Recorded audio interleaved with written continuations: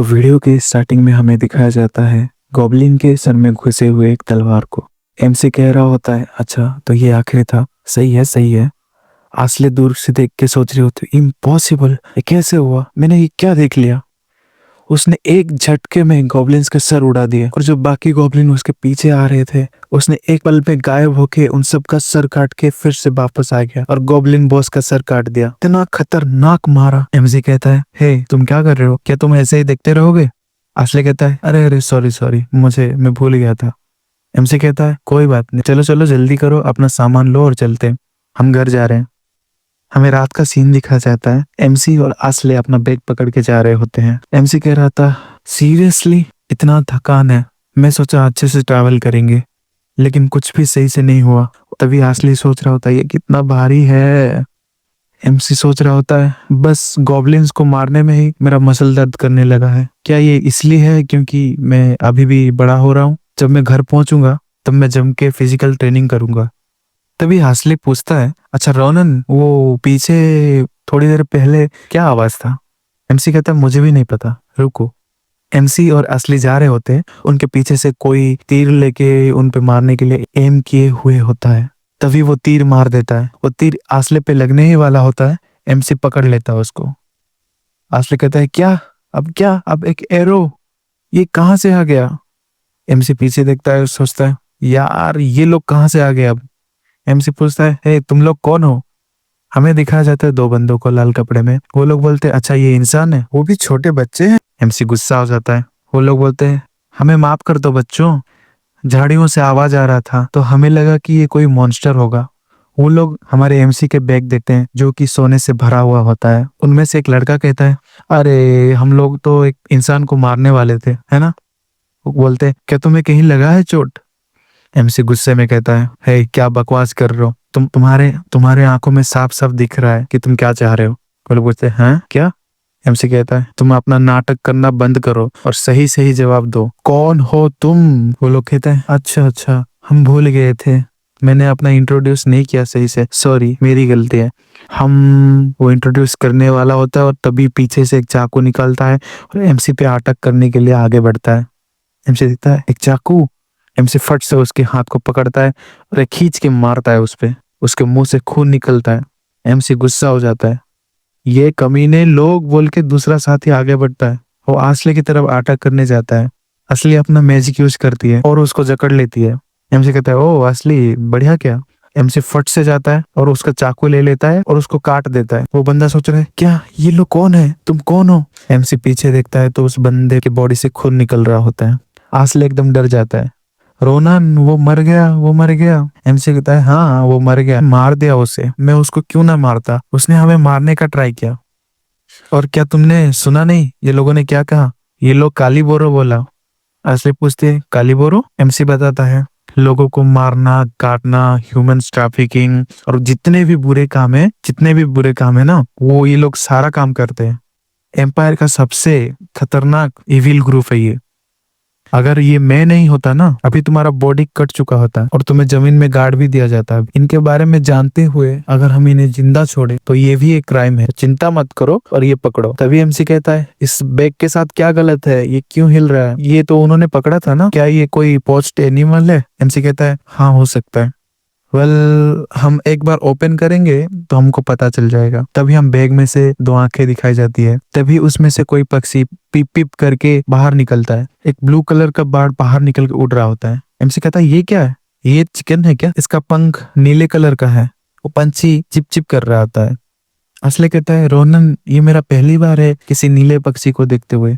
MC कहता है, मैं भी पहली बार ही देख रहा हूँ, लेकिन ये इसके पैरों में बंधे हुए चेन, ये तो कलीबोरो का राप है ना, ये तो कैदियों का माना को बंद कर देता है और उनके मूवमेंट्स रोक देता है। मैंने सोचा था ये बस रेयर केस में यूज करते हैं और खतरनाक क्रिएचर्स और मैजिकल क्रिएचर्स, मिथिकल क्रिएचर्स को पकड़ने में यूज करते हैं। क्या ये ब्लू बर्ड्स, वो बर्ड्स के रहते हैं, बोलो प्लीज। हाँ, तभी वो बर्ड लिंक हो जाता है। असली डर जाती है, कहते अरे देखो वो बर्ड अभी बात किया, पक्षी ने अभी बोला कुछ। हमसे कहता है, क्या तुम पागल हो क्या, तुमको लगता है सही में बात क्या, ये कम्युनिकेशन मैजिक है। एमसी मन में सोच रहा था, देखा जाए तो ये बाहर आते ही हमसे बात करने लगा, बात करने में सक्षम होगा। ये लगता है ये बैग भी कोई आर्टिफैक्ट होगा जो माना के फंक्शन को रोक रहा होगा। हमें लगता है कि तुम वो नीले पक्षी का ऑनर हो। तभी हमें एक परछाई दिखा जाता है। वो कहता है, हाँ तुमने सही कहा, मेरा नाम वेरेन है। मैं अभी फंटास्टिकल बीस्ट को इस इंस्टीट्यूट में रिसर्च करता हूँ। मैं उस पक्षी का नहीं, मैं मरपीस का गार्डियन। मैं कितनी कोशिश किया उससे बात करने के लिए, लेकिन कभी नहीं हो पाया। मैं सोच रहा था कि मैं इसको रिपोर्ट कर दूं, लेकिन अभी मुझे शांति में। वेरेन कहता है, सॉरी हमें माफ कर दो, लेकिन तुम हो कौन? एमसी कहता है, हम बस जा रहे थे इधर से, लेकिन हमारा लड़ाई हो गया डाकुओं के साथ, जिन्होंने तुम्हारे पक्षी को किडनैप किया था, और उसके बाद मैं सबको मार दिया और हमने इसे बचा लिया। वेरेन कहता है, क्या वॉचर्स, किडनैपर्स, क्या बोल रहे हो? मैं सोच ही रहा, मेरे दिमाग में आया तो था, लेकिन मैंने सोचा नहीं था। मैं सोच रहा था कि कौन करेगा ऐसा काम। मैं बहुत बहुत आपके ऊपर ऋणी हूँ। मुझे नहीं पता मैं आपका ऋण को कैसे अदा कर सकता। असली कहता है, सो क्यूट। एमसी कहता है, मैं ऋण अदा करने की कोई जरूरत नहीं है।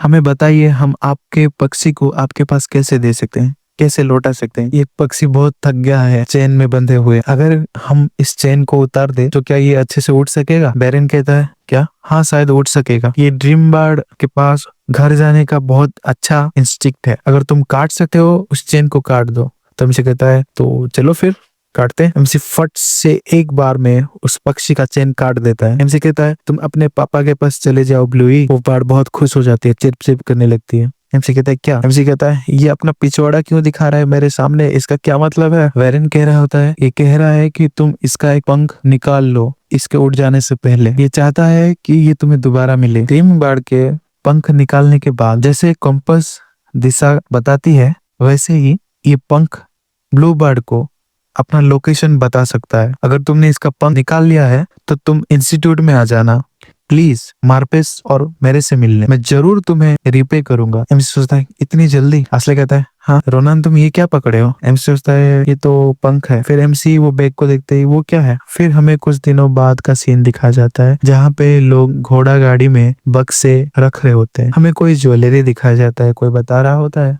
इस ज्वेल का क्राफ्टमैनशिप बहुत अच्छा है, मैं तुम्हें इसके लिए 20 गोल्ड कॉइन दूंगा। हमें दिखा जाता है कारावेले मर्चेंट्री के ओनर को, जिनका नाम डोन कारावेले होता है। वो बोलते हैं, तुमने जो भी आइटम्स लाए हैं वो बहुत ग्रेट वैल्यू है उनका। ये मेरा लकी डे है। वैल्यूएबल कस्टमर का हेल्प करते हुए मुझे बहुत खुशी हो रही है। एमसी कहता है, अच्छा हुआ फाइनली मैंने एक ऐसा इंसान ढूंढा जो कि मुझे समझता है। बाकी सारे मर्चेंट्स तो बहुत ज्यादा स्कैम करते हैं, बहुत ज्यादा स्कैमर है वो लोग। मैं परेशान हो गया था उनकी बातों से। अच्छा हुआ मैंने एक अच्छा मर्चेंट ढूंढ लिया। वो मर्चेंट कहता है, तुम जो बोल रहे हो ये तो मेरा ऑनर है। वो मर्चेंट कहता है, तुम्हें और कुछ बेचना है क्या? एमसी कहता है, अगर ये पॉसिबल है, मैं ये बेचना तो नहीं चाहता, बस मैं ये जानना चाहता हूँ कि क्या है।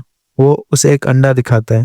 एमसी मन में सोच रहा होता है, उस रात को उस ब्लू बर्ड ने ये अंडा पीछे छोड़ के गया। ये अंडा मुझे लगा ये मेरे हाथ में हक दिया, लेकिन ये उसने हगा नहीं। एमसी को लग रहा होता है कि उस बर्ड ने उसके हाथ में हक दिया है। एमसी सोच रहा होता है, मेरे काइंडनेस का इसने इस तरह से रिपे किया। डिस्गस्टिंग बोल के उसे फेंक देता है पत्थर पे, लेकिन वो पत्थर टूट जाता है, लेकिन अंडे को कुछ नहीं होता। मर्चेंट अच्छे से देखता है और बोलता है, मुझे तो नहीं पता ये बर्ड्स के एग है या पता नहीं क्या है, लेकिन ये फंटास्टिकल क्रीचर का कुछ तो है, शायद ये भी कोई ट्रेजर होगा। वो मर्चेंट देखता है, ये कलर, ये टेक्सचर। एमसी कहता है, मुझे बताओ क्या ये घोड़े का गू है? मर्चेंट कहता है, ये तो मुझे भी नहीं पता, एक अनयूजुअल ऑब्जेक्ट है ये तो, क्यों ना तुम एक बार इसे स्पेशलाइज्ड प्लेस में दिखा दो। एमसी कहते हैं, हाँ शायद मुझे ऐसा ही करना चाहिए, क्योंकि मुझे भी तो जानना ये क्या है। असली पीछे सोच रहे थे, क्या ये हार्ड वाली टट्टी है? एमसी पूछता है, क्या आप फिलोन के बारे में कोई बुक बेचते हैं? मर्चेंट पूछता है, फिलोन अकेडमी? एमसी कहते हैं, हाँ हम सोच रहे कि हम उसका एंट्रेंस एग्जाम दें, लेकिन हमें ज्यादा कुछ पता नहीं उस बारे में। तुम एप्लीकेंट हो क्या? तुम एंट्रेंस देने वाले हो? बढ़िया टाइमिंग में आए हो। तो मेरी बेटी भी फिलन एकेडमी का एग्जाम देने वाली है। आई एम श्योर वो तुम्हें हेल्प जरूर करेगी, और वो आने ही वाली होगी। तभी कोई आती है, बोलती है, क्या चल रहा है इधर डैड? ये लोग कौन है? वो मर्चेंट कहते हैं, हाँ ये देखो वो आ गई मेरी बच्ची मारिया। क्या मारिया? ये तो मर्चेंट कहता है, मारिया इन्हें हेलो बोलो, ये लोग इम्पोर्टेंट पीपल है जो कि मेरे साथ अभी एक बड़ा डील किए। मारिया कहते हैं, हाँ सच में? ये छोटे बच्चे? मर्चेंट कहता है, तुम रास्कल, तुम क्या बात कर रहे हो? सही से बात करो ढंग से। वो मर्चेंट कहता है सॉरी मुझे माफ कर दो, फ्रीली बड़ी हुई है तो उसे पता नहीं है कि उसे कैसे बात किया जाता है। असली कहता है इट्स ऑल राइट कोई बात नहीं। तो असली कह रहे थे तो रोनन हम चले क्या? तभी रोनन उसके सामने आ जाता है, उस लड़की मारिया के सामने। वो बोलता है क्या तुम सच में मारिया हो? तो लड़की कहती क्या वो मारिया जो जिसके मिडिल नेम सेन है? वो लड़की बोलती है हाँ, लेकिन तुम्हें कैसे पता? एमसी कहता है वो तुम सेम उसी के जैसे दिखते हो, लेकिन मैं जिस आदमी को जानता हूँ। एमसी कहता है मैं तुम्हें और एक क्वेश्चन पूछने वाला हूँ, अपना कान मेरे पास लाओ। एमसी उसके कान के पास जाता है। वो लड़की पूछती है तुम क्या कहना चाहते हो?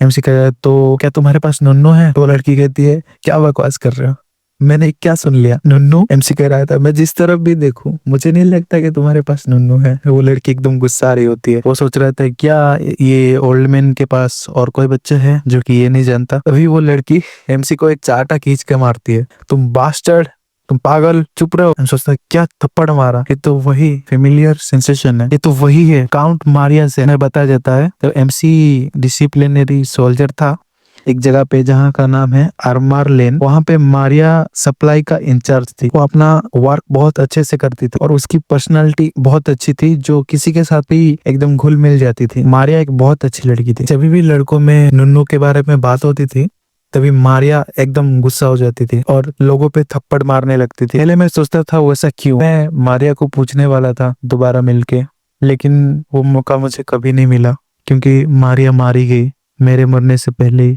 लेकिन मैंने अपना सवाल का जवाब ढूंढ लिया है।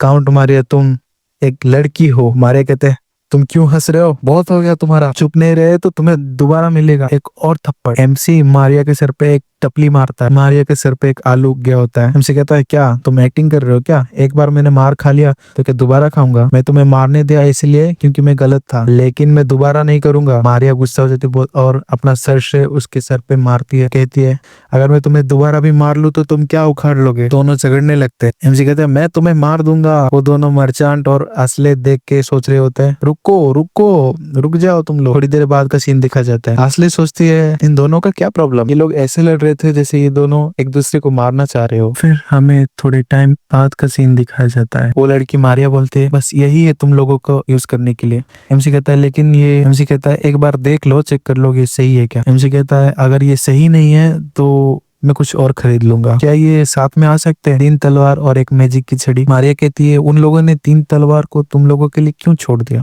क्या ये हार्ड नहीं है कैरी करने के लिए?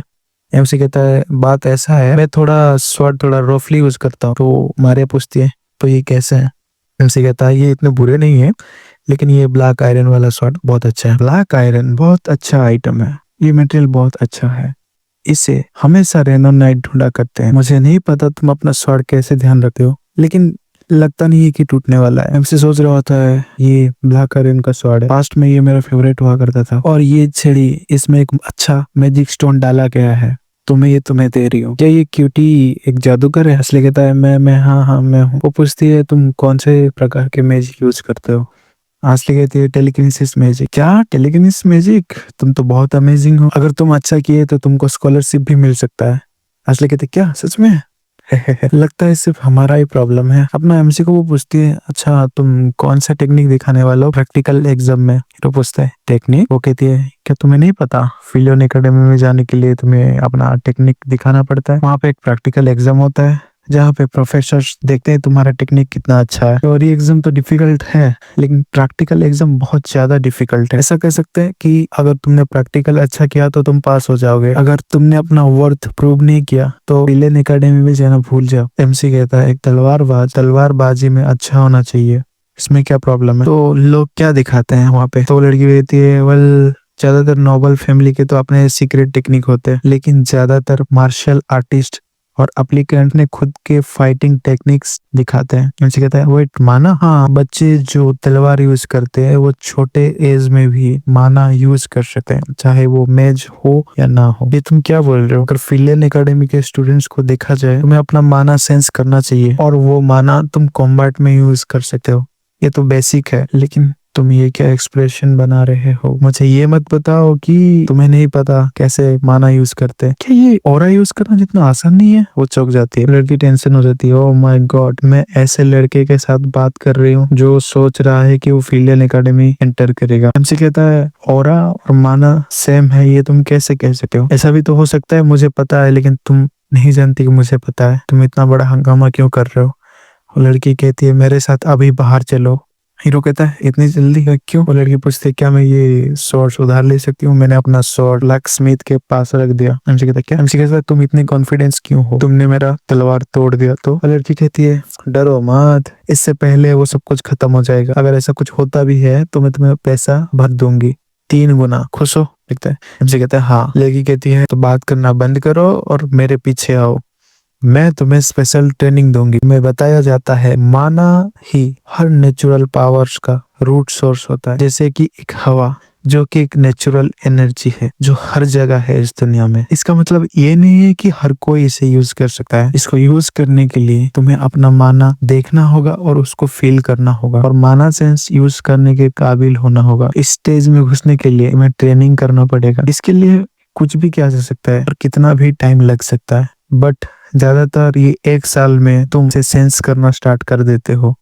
और फीलियन एकेडमी के बच्चे इससे पहले इसे सीख लेते हैं, सेंस कर लेते हैं और अपना खुद का माना टेक्निक बनाते हैं, फिर जाके वो फीलियन एकेडमी में अप्लाई करते हैं। तुम समझ गए ना? भूल जाओ माना को सेंस करने का। तुम्हें तो माना और ऑरा के बीच में डिफरेंस भी नहीं पता और तुम फीलियन एकेडमी जाना चाहते हो? ये तो कोई सेंस ही नहीं बना रहा।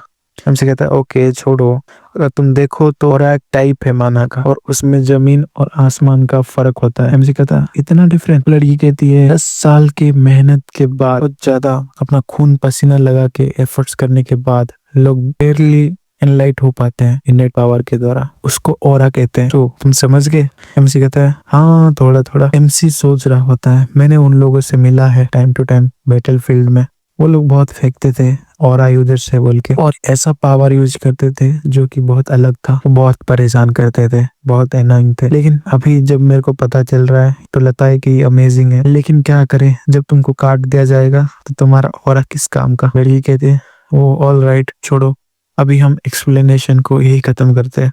तो हम शुरू करें? लगता है तुम जल्दी सीखने वाले हो अपना बॉडी इस्तेमाल करके। एमसी सोचता है वेल वो तो एक अभी जवान लड़की है। लेकिन वो लड़की फट से दौड़ के एमसी के सामने आ जाती है। एमसी देख के चौंक जाता है। वो लड़की दोनों तलवार से अटैक करती है और एमसी उसे रोकता है। एमसी सोचता है ओ क्या तुमने उसे देखा? एमसी और वो लड़की फाइट करते हैं। एमसी सोच रहा होता है वो अभी जवान है फिर भी इतना ज्यादा पावर वो रिलीज कर रही है और वो भी 2 तलवार के सामने। सेंस तो नहीं कर सकता, देख तो नहीं सकता, लेकिन क्या ये यही माना टेक्निक के बारे में बात कर रही थी? वो लड़की सोच रही होती है ये लड़का क्या है? मैं सोच रही थी कि इसको एक बार में खत्म कर दूं ताकि मैं उसको माना का पावर दिखा सकूं और उसको टेस्ट देने पे गिव अप करने को मजबूर कर सकूं, क्योंकि मैंने सोचा था यही अच्छा होगा। क्योंकि मैंने सोचा था उन लोगों से ह्यूमिलेटेड होने से अच्छा तो अभी टेस्ट को छोड़ देना है। लेकिन ये तो मैं हूँ जो कि पीछे हो रही। क्या ये कैसे हो सकता है? इतना खतरनाक स्किल जो कि माना यूज भी नहीं कर सकता, ये कौन सा नॉनसेंस है? इनसे कहते हैं तुम क्या सोच रहे हो? और फटाक से उसका तलवार झटक देता है और कहता है ब्लॉक मत करो, डॉज करो। और फटाक से उसके ऊपर तलवार चलाता है, लेकिन वो लड़की डॉज कर लेती है और पीछे आ जाती है अपने घुटने पे और सोच रही तो ये तो बड़ा प्रॉब्लम हो जाता। अभी लड़की कहती है तुम नॉर्मल नहीं हो है ना? और एमसी कहता है हाँ तुम भी। लड़की कहती है माना का छोड़ो, लेकिन तुम तलवार चलाने में बहुत ज्यादा टैलेंटेड हो, तुम जल्दी ही इम्प्रूव करोगे अगर तुमने सब फिक्स कर लिया तो। लड़की कहती है हाँ क्या, कहाँ जा रहे हो तुम? अभी क्या तुम सोच रहे हो कि तुम जीत गए? एमसी कहता है मुझे कोई परवाह नहीं है, तुमने जो कहा था बस उसको मानो। कि तुमने नहीं कहा था कि 3 गुना दोगी? तभी हम देखते हैं वो तलवार टूट जाता है। लड़की चौंक जाती है, लेकिन वो लड़की सोचती है नहीं ये कब हुआ? एमसी कहता है तो पैसे तैयार रखना। तभी एस्ले पीछे से बुलाता है, कहता है वेल डन। एस्ले देख के खुश हो जाता है और एडमायर करने लगता है। एमसी कहता है असली जल्दी चलो मुझे भूख लगी है। एमसी कहता है चलो चलो। वो लड़की सोच रही होती है ये लड़का कैसा है। टाइम स्किप होता है और हमें सुबह का सीन दिखाया जाता है जहाँ पे लोग घोड़ा गाड़ी पे बक्से रख रहे होते हैं। एमसी कहता है ये क्या है? ये तो बुक्स है। तो लड़की कहती है हाँ ये फीलियन एकेडमी के बुक्स है जो कि मैंने समराइज किए थे जो मैंने लिखे हैं। लड़की कहती है क्या तुम्हें नहीं चाहिए? बस 1 महीने बचा है टेस्ट के लिए। एमसी कहता है हाँ चाहिए तो, लेकिन इतना सब क्या तुम मुझे लूटना चाहती हो? लड़की कहती है ऐसा कुछ नहीं है, चिंता मत करो, मुझे बस तुम लोग अच्छे लगे। ये बस इसीलिए है ताकि हम लोग फिलियन एकेडमी जा सके, और ऑब्वियसली ये फ्री है। एमसी कहता है अगर ऐसा है तो चलेगा, अगर हो सके तो मैं खुद तुम्हें सिखाऊंगा, लेकिन फिलहाल के लिए मुझे ट्रेड के लिए अभी जाना पड़े, तो अपने आप पढ़ाई करो और मेरे पास आओ। लेकिन मेरे पढ़ाने के बाद भी अगर तुम पास नहीं हुए तो मैं तुम्हें आसानी से नहीं छोड़ूंगा। तो कहता है ठीक है, अपने ऊपर फोकस करो। लड़की बाय बाय करती है और गाड़ी में बैठ के जा रही होती है और बोलती है तो मिलते हैं फिर टेस्ट के दिन इंपेरियल कैपिटल में। एक भी बुक तुम खोना मत। असली बाय बाय कहती है। तो हीरो अपने हाथ को देखता है और कहता है मुझे अपना बॉडी को ट्रेन करना पड़ेगा, मुझे पढ़ाई करनी पड़ेगी जो कि मेरे भाग्य में कभी नहीं थी। लेकिन ये इतना भी बुरा नहीं है। और फिर हीरो अपना एमसी अपने घर चला जाता है और उसकी जिंदगी हमेशा की तरह बीती है, लेकिन थोड़ा सा अलग। एमसी बहुत ज्यादा खाना खा रही होती है। वो देख के एमसी की बहन एकदम चौंक रही होती है, एकदम हैरान होती है। कह रही होती है वाह मेरे छोटे भाई बहुत अच्छे।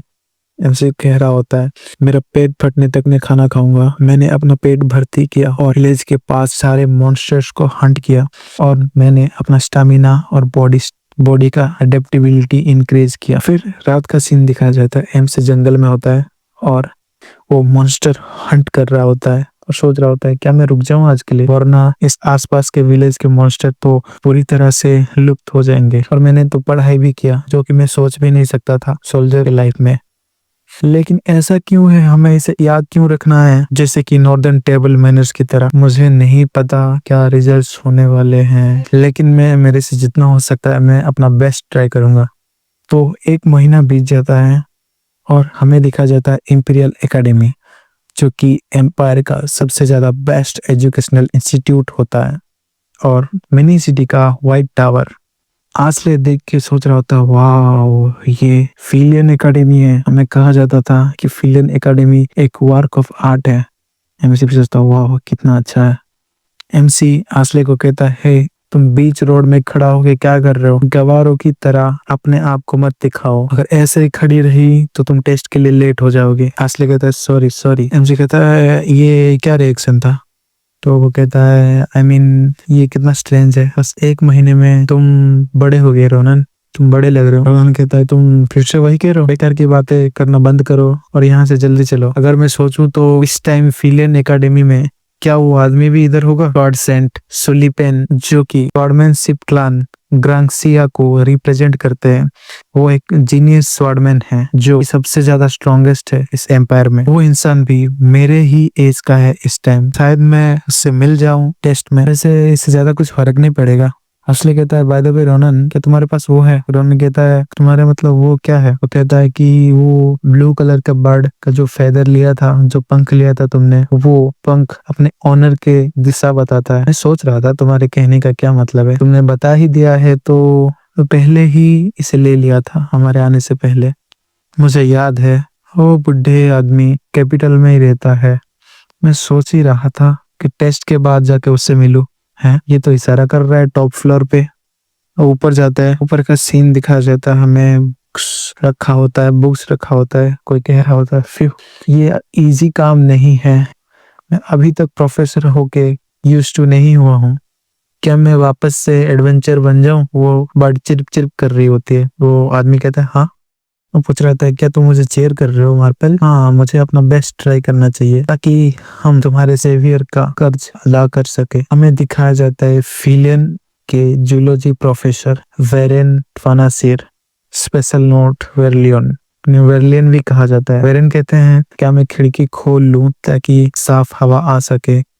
ये थोड़ा प्रॉब्लम हो सकता है अगर सर सेवियर आ जाए तो। आज क्या कहता है मैंने इसे नॉक भी नहीं किया और ये खुल गया। ये तो वही ब्लूई है पहली वाली, तो अब वही है बीस्टमैन डूड, इस पंछी का ओनर। वेरेन और ब्लूई दोनों चिल्लाते हैं, कहते हैं तुम कौन हो, तुम अंदर कैसे आ गए, ये टॉप फ्लोर है। इनसे कहता है तुमने मुझे डरा दिया, मैं तो बहरा हो जाता तुम्हारी आवाज से। असली कहता है इसलिए मैंने कहा था हमें स्टेज से जाना चाहिए। बैरन कहता है क्या तुम मेरे ब्लूई के पीछे पड़े हो? हाँ, एमसी ब्लूई के फेदर दिखाते हैं तो वो बीस्टमैन कहता है दैट फेदर, क्या वो तुम ही हो जिन्होंने ब्लूई को बचाया था? वो हीरोज, अरे यार मैं अपने हीरोज के सामने इतना इनडिसेंट बिहेव किया, प्लीज उसे भूल जाओ।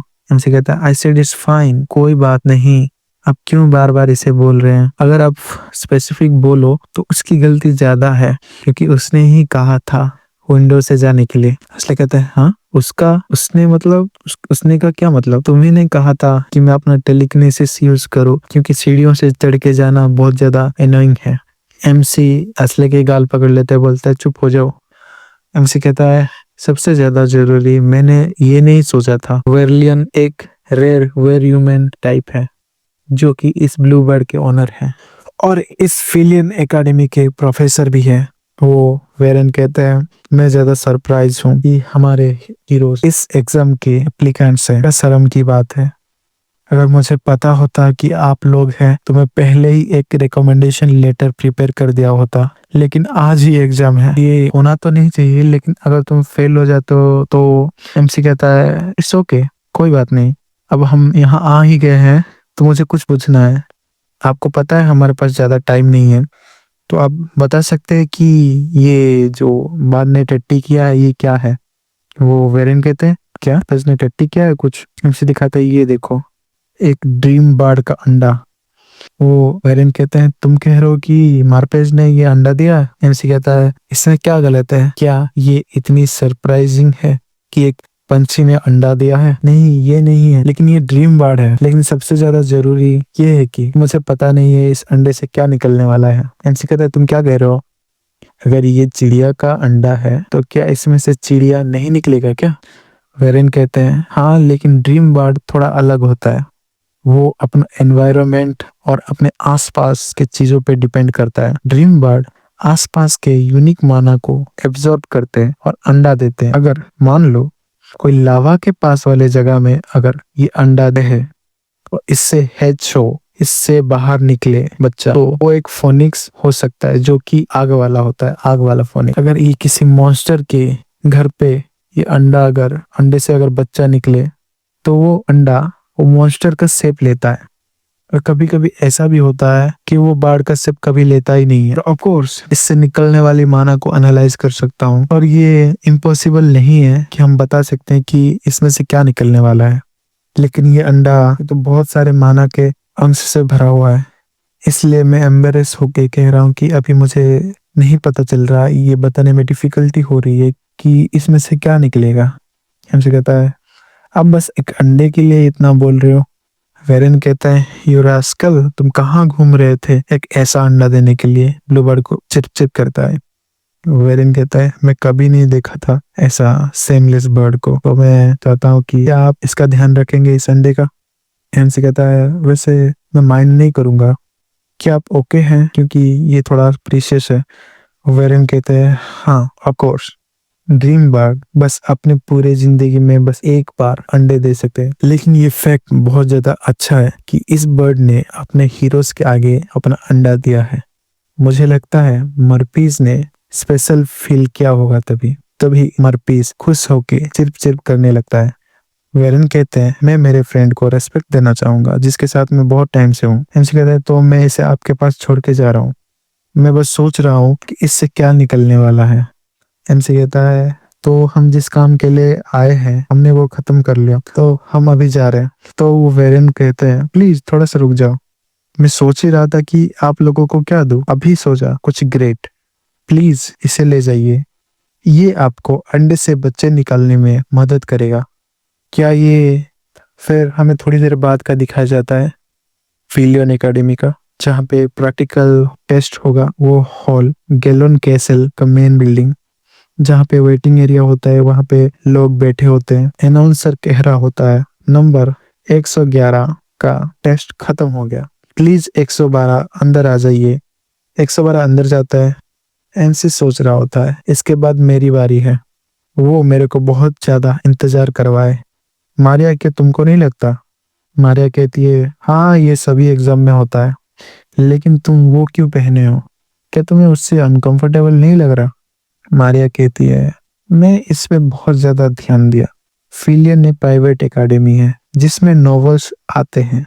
क्या पता वो हमारे प्रीशियस कस्टमर बन जाए बाद में, तो उनके सामने मैं अच्छा दिखूं, यही सही रहेगा। हमसे कहता है, वाह तुम तो बहुत ज्यादा एफर्ट्स कर रहे हो।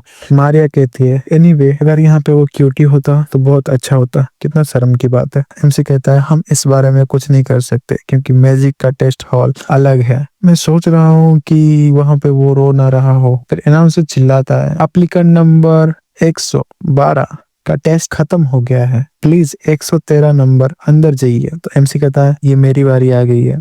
मारिया कहती है, ज्यादा नर्वस मत होना और अपना बेस्ट देना, जैसे मैंने बताया अगर तुम फेल हुए तो मैं तुम्हें छोड़ूंगी नहीं। एमसी कहता है, हाँ हाँ मुझे पता है, धन्यवाद तुम्हारे सपोर्ट के लिए, मैं जल्द ही वापस आऊंगा। फिर वो अंदर जाता है। अंदर का सीन दिखाया जाता है। एमसी कह रहा होता है, ये लोग फिलियंस के प्रोफेसर हैं जो एमसी के सामने बैठे हुए होते हैं। एमसी खड़ा होता है। एमसी कह रहा है, तो वो लोग तो एक्स्ट्रा ऑर्डिनरी लग रहे हैं, लेकिन उनमें से सबसे ज्यादा वो बुढ़ा जो बीच में बैठा है, जो कि फिलियन एकेडमी का हेडमास्टर होता है, आर्कमेज क्रावा क्रेटिव, और वो लड़की बहुत ओवरवेलमिंग है। मैं अपने पास्ट लाइफ में रेयरली ऐसे इंसानों से मिला। वो लड़की दिखाई जाती है जो कि स्वॉर्डमैनशिप इंस्ट्रक्टर होती है, ग्रांड स्वॉर्ड सेंट नाबी रोज। वो झुके अपना एमसी इंट्रोड्यूस करता है अपने आप को, कहता है, मैं रोनन हूँ। तो प्रोफेसर कहते हैं, रोनन तुमसे मिलकर अच्छा लगा, मैं फिलियन एकेडमी का हेडमास्टर क्रावा कराटिर हूँ। तो चलो तुम्हारा टेस्ट शुरू करने वाले हैं। तो तुम्हें मैजिकली इंजीनियर एक डमी के साथ फाइट करना होगा और तुम्हें अपना टेक्निक दिखाना होगा, जिससे हम देख के डिसाइड करेंगे। एमसी कहता है, ठीक है सर, ये ज्यादा स्पेशल नहीं है, फट से मैं काट दूंगा। आई थिंक ये डमी के लिए एनफ होगा। हेडमास्टर कहता है, हाँ। हेडमास्टर के साइड वाला प्रोफेसर सोच रहा होता है, बस काट दोगे बिना माना के? वो अपने साइड वाले प्रोफेसर को कहता है, एक ना एक हमेशा होता है जो कि डमी को देख के सोचता है कि वो इतना आसान है और पागल जैसे बातें बोलता है। साइड वाला प्रोफेसर कहता है, अगर ये एप्लीकेंट जो बहुत दूर देश से आया है तो हम नहीं बता सकते। मैजिक डमी तो आसान रहा है, लेकिन इसके पास ऑरा को डिफेंस करने वाली एबिलिटी है और ये अपने आप को फास्ट रीजनरेट कर सकता है। ये बहुत प्रिसाइजली इंजीनियरिंग का मास्टरपीस है, इतना ज्यादा अच्छा है कि जीनियस स्लीफेन थोड़ा सा ही खरोच डाल पाया अपने स्वाड से। मैं सोच रहा हूँ ये बंदा हमें क्या दिखाएगा। उसके पास वाला प्रोफेसर कहता है, हम कभी नहीं बता, क्या पता वो इसको बीच से ही काट दे। तुम अच्छा मजाक करते हो, हा हा हा हा हा। हेडमास्टर सोच रहा होता है, इतना ऑफेंसिव बातें कर रहे हो जबकि ये बंदा हमारे सामने खड़ा है, अगर क्या हो कि ये बच्चा तुम लोगों को रॉन्ग प्रूव कर दे। हेडमास्टर देखते सोचते, क्या ये इसके पास इतना ताकत, वो भी इस उम्र में। हमें दिखाया जाता है एमसी एक झटके में काट देता है, जिसको कि स्वॉर्डमैनशिप वाला प्रोफेसर देख के हैरान हो जाती है। एमसी कहता है, बस एक ही था। वो व्हाइट बालों वाला प्रोफेसर कह रहा था, बस एक कट, क्या एक कट में काफी हो गया? येलो वाला प्रोफेसर कह रहा होता है कि हम इसे क्या ग्रेड दें, आपको नहीं लगता हेडमास्टर? हेडमास्टर एकदम चौंका हुआ होता है। तभी इंस्ट्रक्टर नाबिरोस खड़ी हो जाती है, फटाक से एमसी पे हमला करती है और उसके गले पे तलवार रख देती है। एमसी कहता है, आपने मुझे डरा दिया। वो कहती है, तुम कौन हो? इस स्वॉर्डमैनशिप तुमने कहाँ से सीखा? आज के लिए इतना ही। इसका नेक्स्ट चैप्टर कल आएगा। अगर आपको ये वीडियो अच्छा लगा तो प्लीज लाइक कीजिए और इस चैनल को सब्सक्राइब कीजिए और कमेंट्स में मुझे जरूर बताना ये वीडियो कैसा